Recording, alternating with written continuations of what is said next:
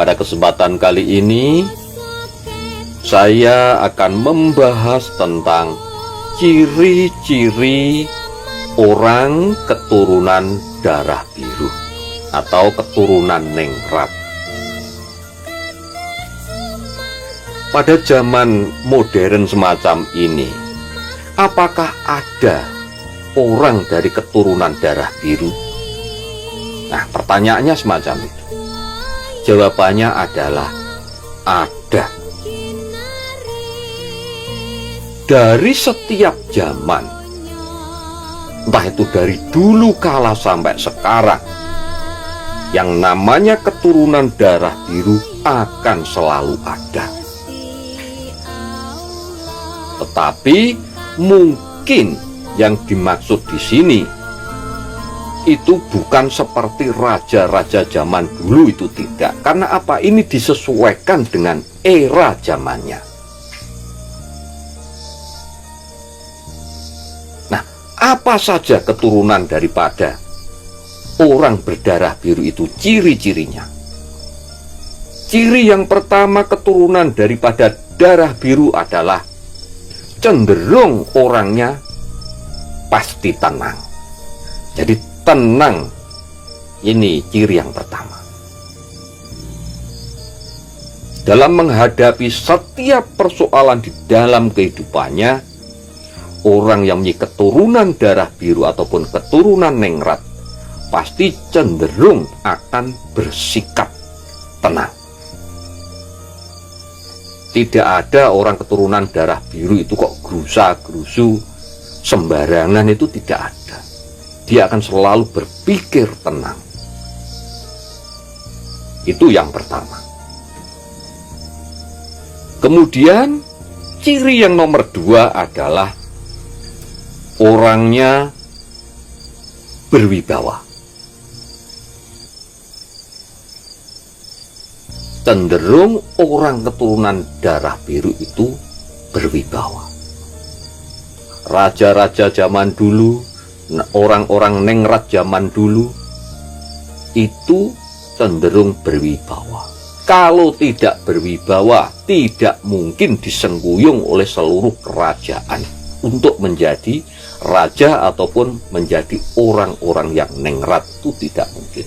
Makanya jelas keturunan darah biru yang ada sekarang pun itu cenderung orangnya berwibawa. Mungkin orang yang keturunan darah biru zaman sekarang itu kehidupannya tidak seperti raja masalah hal keduniawiannya, tetapi cara berpikir, cara bersikap itu jelas, dan juga masalah genetikanya. Jadi di sini ada dua jenis, itu secara genetika dan secara sikap dan keilmuannya. Nah, itu. Yang kedua adalah berwibawa. Kemudian ciri yang nomor tiga, orangnya itu mudah bergaul dan mudah beradaptasi dengan lingkungan dimanapun orang tersebut berada. Jadi cenderung memang mudah bergaul. Ini ciri yang nomor tiga, orang keturunan darah biru. Kemudian ciri yang nomor empat, omongannya itu dapat diterima oleh semua kalangan.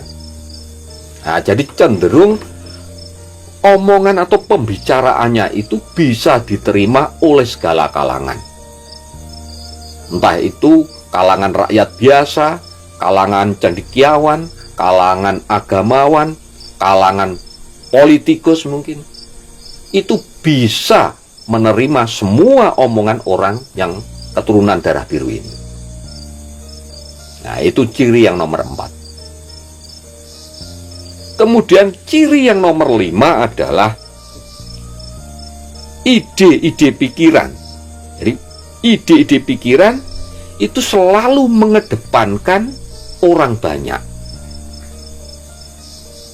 Jadi tidak untuk mementingkan diri dan golongannya sendiri, tetapi selalu mementingkan ide dan pikirannya itu tadi, selalu mementingkan orang banyak. Nah, itu yang ciri nomor 5. Kemudian ciri yang nomor 6 adalah orang yang keturunan darah biru itu cenderung rela berkorban bagi orang lain untuk hal-hal yang positif. Jadi dia tidak mementingkan dirinya sendiri, tetapi rela berkorban untuk kepentingan orang banyak.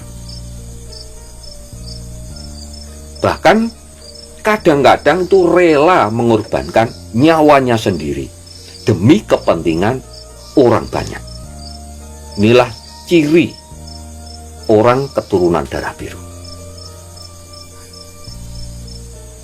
Kemudian ciri yang selanjutnya adalah mempunyai jiwa pengayom, yang artinya mengayomi keluarga, mengayomi masyarakat, dan bahkan bisa mengayomi seluruh rakyat atau seluruh warga negara. Ini juga ciri daripada keturunan darah biru, mempunyai jiwa pengayom. Kemudian yang selanjutnya adalah biasanya keturunan darah biru itu hidupnya tidak tanggung-tanggung. Seumpama dia itu nakal, itu cenderung sangat nakal dan bahkan bisa menjadi orang yang paling nakal, atau bisa dikatakan bisa menjadi mafia. Tetapi kalau sudah menemukan jalan kebenaran, maka orang keturunan darah biru juga tidak segan-segan untuk membela kebenaran sampai akhir hayatnya. Nah, ini ciri yang nomor 8. Jadi hidupnya itu tidak tanggung-tanggung. Kemudian ciri yang nomor 9 adalah orang tersebut setelah menemukan jalan kebenaran dan juga mempunyai jiwa kebijaksanaan, maka akan selalu membela kebenaran tersebut. Jadi ini ciri yang nomor 9.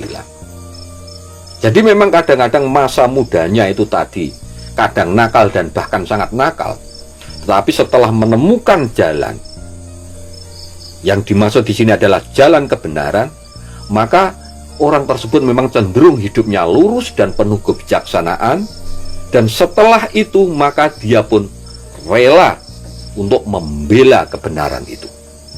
Nah, ini ciri yang nomor 9. Rela membela kebenaran dan selalu membela kebenaran. Kemudian ciri yang selanjutnya, ciri yang nomor 10 adalah dia selalu mempunyai ide-ide besar, dan cenderung ide-idenya adalah ide-ide yang cemerlang. Jadi gagasan-gagasan pemikirannya itu cenderung gagasan-gagasan besar yang ditujukan untuk kebaikan daripada masyarakat banyak. Jadi gagasan-gagasan pemikirannya memang cenderung besar dan cemerlang, yang bisa bermanfaat untuk kehidupan masyarakat banyak. Itulah ciri yang nomor 10. Jadi itu tadi ada 10 ciri-ciri orang keturunan darah biru. Kemungkinan panjenengan juga ada yang dari keturunan darah biru, meskipun secara kehidupan panjenengan tidak seperti raja-raja zaman dulu atau mungkin orang yang glamor atau penuh harta benda dan kekayaan, tidak. Tetapi cara berpikir panjenengan, cara bersikap panjenengan seperti apa yang sudah saya sebutkan tadi. Kemungkinan besar panjenengan adalah juga keturunan daripada darah biru. Mungkin kehidupan panjenengan sangat sederhana, tetapi bisa saja panjenengan juga keturunan darah biru.